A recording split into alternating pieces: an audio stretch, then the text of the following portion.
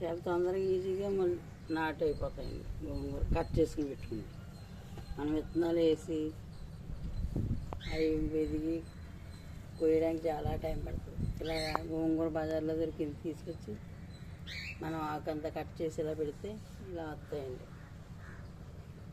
అన్నీ గోంగూర ఉన్నాయండి.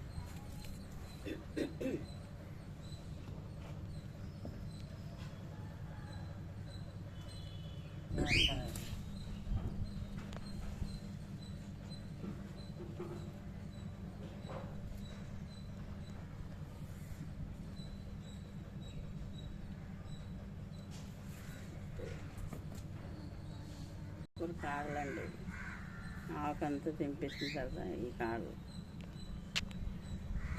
ఈ మార్కెట్లో దొరుకుతాయండి. మామూలుగా అయితే పొలాల్లో ఉంటుంది. సిటీలో ఉన్న వాళ్ళకి దొరకదు కనుక మార్కెట్ నుంచి తెచ్చుకుని ఇలా కట్ చేసేసుకుని ఆకంతా ఇవ్వండి ఇలా గుచ్చుకోవాలండి. ఒకసారి పెట్టుకున్నామంటే నాకు ప్లేస్ లేక ఇందులోనే గుచ్చుతున్నానండి.